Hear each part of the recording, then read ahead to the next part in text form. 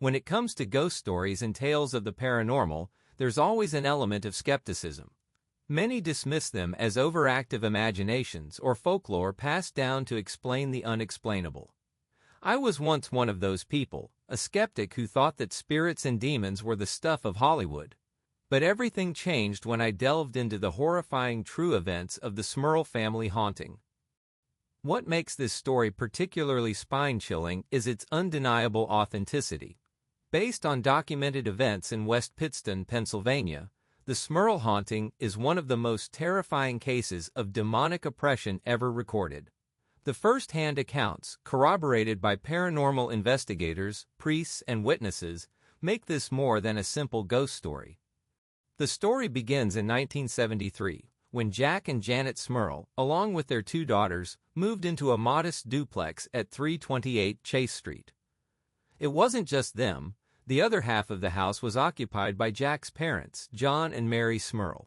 It seemed like the perfect setup, a close-knit family sharing a home, ready to support one another through life's challenges. The house, however, was far from perfect. Built in the late 1800s, it had seen better days. The walls were weathered, the plumbing needed attention, and the air felt unusually heavy, though at the time, none of us thought much of it. Looking back, that oppressive atmosphere may have been the first warning. As they began renovating the home, small, strange occurrences began to crop up. At first, they were easy to dismiss. An unexplained cold spot in the kitchen, lights flickering despite new bulbs, and the faint smell of rot in certain rooms. The family assumed these were quirks of an old house, nothing more. That illusion shattered one night when Janet awoke to the sound of whispering. It was faint but persistent, like a voice carried by the wind. She assumed it was a neighbor or perhaps her in-laws, but the whispers seemed to come from inside her bedroom. When she got up to investigate, the house was eerily silent. Weeks turned into months, and the strange occurrences began escalating. Doors slammed on their own, shadowy figures were glimpsed at the edge of their vision, and objects seemed to move on their own. One evening, as Janet was folding laundry, she heard her name whispered, right behind her. When she turned, no one was there. Jack, a pragmatist, dismissed these experiences as stress or imagination. But even he couldn't deny what happened next. Late one night, as the family sat watching television, the room grew icy cold. Without warning, the TV shut off, and a rancid smell filled the air. Jack rushed to check the basement, assuming it was a plumbing issue, but the stench seemed to follow him. It was as though the house itself was breathing its foul presence into every corner. The in-laws weren't spared either. Mary described waking up to the sensation of someone sitting at the edge of her bed. When she opened her eyes, the imprint of a body was clearly visible on the mattress, yet no one was there. By 1975, it was clear that whatever was happening wasn't normal. The Smurls began experiencing events that were outright malevolent. Heavy pounding on the walls at night robbed them of sleep. Black, tar-like substances appeared on the walls, seeping from nowhere. Their dog, a friendly German shepherd, began growling at empty corners and refused to enter certain rooms. One evening, as Janet was cooking dinner, the stove ignited into flames. She managed to extinguish the fire, but the incident left her shaken. Electrical issues became rampant, and strange guttural growls could be heard in the dead of night. It wasn't long before the attacks became physical. Janet reported feeling unseen hands grab her, leaving bruises on her arms. Jack, too, experienced similar assaults, once being yanked out of bed by an invisible force. Their daughters, terrified, began sleeping with the lights on, refusing to stay in the house alone. Desperate, the Smurls turned to their church. They sought the guidance of their local priest, Father O'Neill, who agreed to bless the house. For a brief time, the activity seemed to subside, giving the family a fleeting sense of hope. But the respite was short-lived. Within weeks, the disturbances returned, stronger than ever. Shadowy figures now roamed the halls openly, their forms darker than darkness itself. Jack described waking up to see a demonic face leering down at him, its eyes glowing red. The stench of sulfur became a near-constant companion, and the pounding on the walls turned into violent shaking. The family knew they needed outside help. That's when they contacted Ed and Lorraine Warren, the renowned paranormal investigators. Known for their work on cases like the Amityville Horror, the Warrens agreed to investigate the Smurl home. Ed and Lorraine Warren's arrival marked a pivotal moment in the Smurl haunting. Lorraine, a clairvoyant, immediately sensed a dark and oppressive presence within the house. She described it as a demonic entity, one that thrived on fear and chaos. The Warrens conducted a series of investigations, including audio recordings of strange growls and moans emanating from the home. They also documented objects moving on their own and cold spots that defied explanation.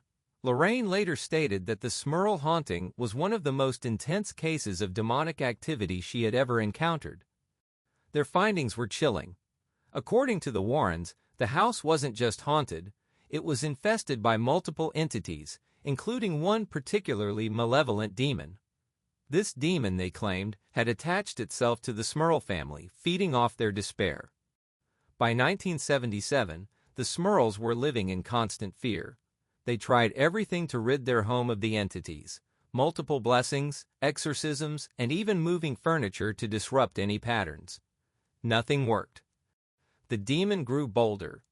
It would mock the family with guttural voices, laugh at their prayers, and even hurl objects across rooms. Jack described feeling a weight on his chest at night, as though something was trying to crush him. Janet, too, reported being pushed and scratched by an unseen force. The family was unraveling, their once happy home now a prison of terror. Their neighbors began noticing strange occurrences as well, lights flickering in the Smurl house, disembodied screams, and the smell of rot wafting from the property. The Smurl haunting reached its peak when the demon reportedly attacked the daughters. One night, the youngest woke up screaming, her bed shaking violently. Janet rushed to her room, only to see a shadowy figure vanish before her eyes. The children were traumatized, and the family realized they couldn't stay in the house any longer.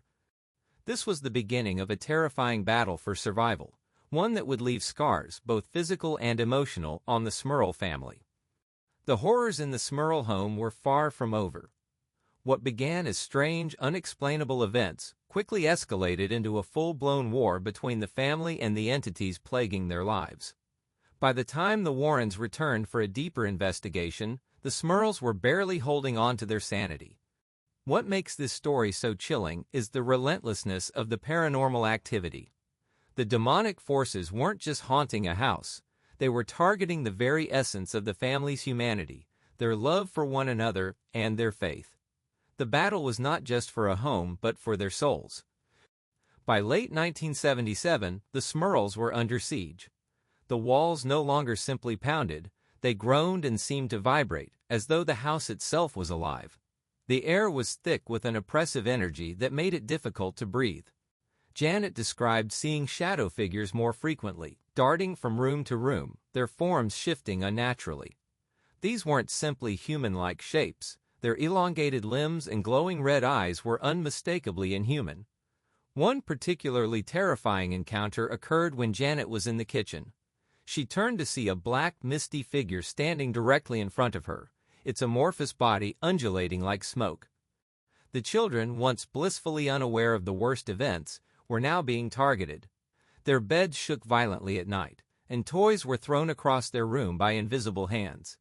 One morning, the eldest daughter, Dawn, woke up with deep scratches on her back, scratches that hadn't been there the night before. Jack's experience was even more harrowing.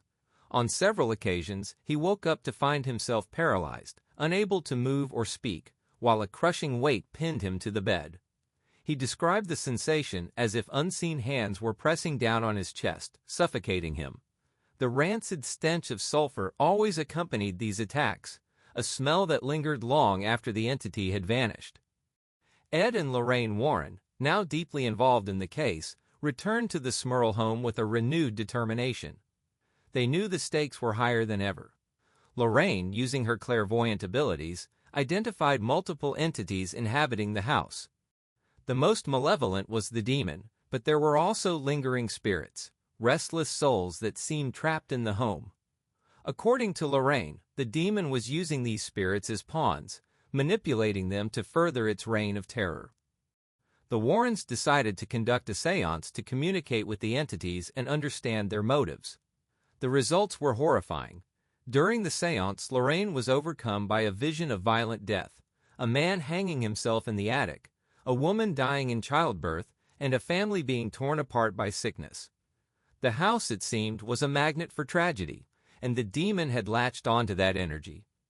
Ed attempted to provoke the entity, demanding it reveal itself. Almost immediately, the room grew icy cold, and a deep, guttural growl filled the air. Objects began flying across the room, narrowly missing the Warrens and the Smurls. The seance ended abruptly when Lorraine collapsed, overwhelmed by the demonic presence. The Smurls knew they couldn't endure much more.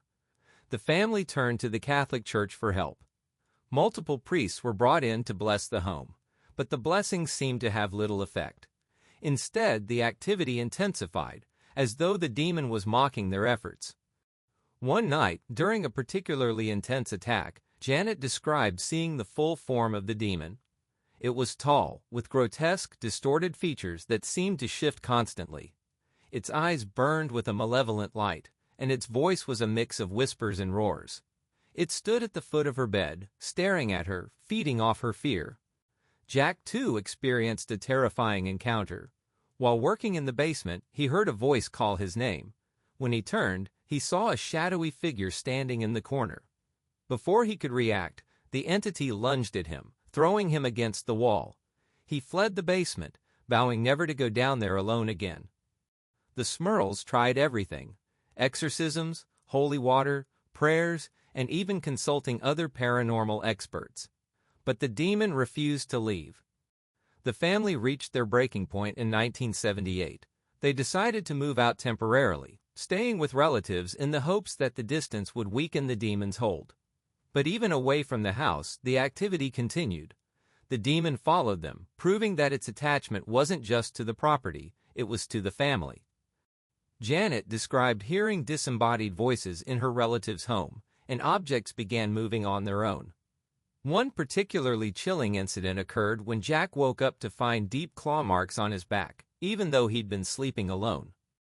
Realizing there was no escape, the Smurls returned to their home. They knew they had to face the demon head-on.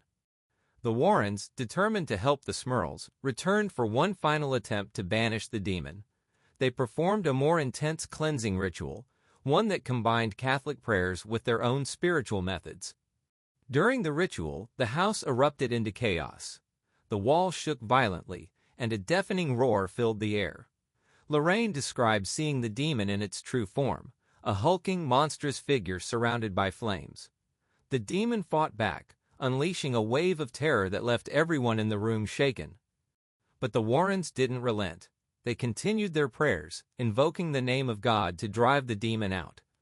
After what felt like hours, the activity suddenly stopped. The air grew still, and the oppressive energy lifted. For a time, the Smurl home was quiet. The family began to rebuild their lives, though the scars of their ordeal would never fully heal. The Warrens believed they had weakened the demon enough to force it into retreat, but they warned the Smurls to remain vigilant. Over the years, the Smurl Haunting has become one of the most infamous cases of demonic activity. While skeptics have questioned the validity of the events, those who experienced it firsthand, including the Warrens, remain convinced of its truth. The Smurl family's battle against the demonic presence in their West Pittston home had been nothing short of a nightmare. Even with the help of Ed and Lorraine Warren, the oppression had merely quieted, not disappeared entirely. This final chapter recounts the last leg of their harrowing journey, the lingering effects of the haunting, and the legacy of their chilling ordeal. After the Warrens' intense cleansing ritual, the Smurls experienced a fragile sense of peace. The oppressive atmosphere in the house seemed to lift, and for the first time in years, the family slept without being jolted awake by slamming doors or horrifying apparitions. However, the scars left by the haunting ran deep. Janet and Jack, once a lively and affectionate couple, found themselves distant and on edge. Their daughters remained fearful of the dark, refusing to enter rooms alone. The Smurl home, though quieter, still bore an unsettling air of foreboding, as though the demon's shadow had not entirely vanished. Months passed, and the family began to rebuild their lives. But peace was fleeting. In the spring of 1980, subtle disturbances began anew: footsteps in the attic, the faint sound of whispers, and cold spots that chilled to the bone. The Smurls tried to dismiss these as residual echoes of the past, but the activity escalated. One evening, Janet was home alone when she heard heavy footsteps coming from the second floor. Gripping a crucifix, she climbed the stairs, her heart pounding. The temperature dropped sharply, and she was hit by the nauseating stench of sulfur. As she reached the top of the stairs, she froze. A shadowy figure stood at the end of the hallway, its eyes glowing red in the dim light. It let out a low, guttural growl before vanishing into the walls. It was clear. The demon had never truly left. The family's cries for help grew more urgent, but they were met with skepticism and dismissal. The local diocese refused to perform another exorcism, citing a lack of evidence, and many in the community began to question the Smurls' credibility. The family was ostracized, ridiculed in public, and accused of fabricating the haunting for attention. Janet, once a devout Catholic, began to question her faith. Jack, too, struggled with feelings of anger and despair. The demon wasn't just tormenting them physically, it was unraveling their very sense of self. In a final act of desperation, the Smurls reached out to the media. They hoped that by sharing their story, they could pressure the church into taking action. However, this decision backfired. The family became the subject of ridicule in tabloids and late-night talk shows, their pain dismissed as a publicity stunt. Ed and Lorraine Warren returned once more, determined to help the family reclaim their lives. This time, they brought additional reinforcements: fellow demonologists and a priest willing to defy the diocese to perform a rogue exorcism. The exorcism was the most intense yet. The priest recited prayers and commands in Latin, demanding the demon leave the Smurl home. The atmosphere grew heavy, and the room filled with an icy wind. Lorraine, using her clairvoyant abilities, described seeing the demon in its most grotesque form: a massive horned creature with a contorted face and a body that seemed to writhe with the tormented souls it had claimed. The demon fought back violently. Walls shook, objects flew across the room, and the foul stench of decay permeated the air. At one point, the priest was thrown to the ground by an unseen force, his crucifix ripped from his hands. But the group persisted. Ed commanded the demon to leave in the name of God, and the priest continued his prayers. Hours passed before the activity subsided. Lorraine sensed the demon retreating, its power significantly weakened. Following the exorcism, the Smurls experienced a true sense of peace for the first time in years. The oppressive energy was gone, and the house no longer felt like a prison. The family decided to sell the home and move away, leaving behind the place that had caused them so much pain. They hoped to start fresh, free from the torment that had plagued them for so long. Though they never experienced another haunting, the trauma of those years remained with them. Janet and Jack struggled to rebuild their faith and trust in one another, and their children carried the scars of their experiences into adulthood. The Smurl Haunting remains one of the most infamous cases of demonic activity. Skeptics continue to question the validity of the events, pointing to a lack of concrete evidence and the family's decision to go public as reasons for doubt. However, for those who lived through it, there is no question that something evil resided in that house. Ed and Lorraine Warren documented the case in their book The Haunted, which was later adapted into a film.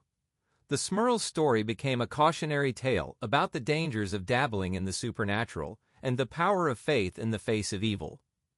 For me, sharing this story isn't just about recounting a terrifying experience, it's a warning. Evil is real, and it doesn't always appear as a shadowy figure or a grotesque demon.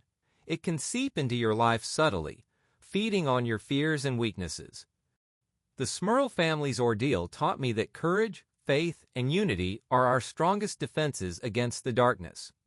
If you ever find yourself facing something unexplainable, remember, you're not alone, and there is always hope even in the darkest of times. The story of the Smurls may have ended, but the questions it raised linger. What lies beyond the veil of our understanding? And what happens when that veil is torn open? Some doors should never be opened, and if you hear a knock from the other side, don't answer. Thank you for listening to my story. If you want to hear more scary stories, please like and subscribe to my channel.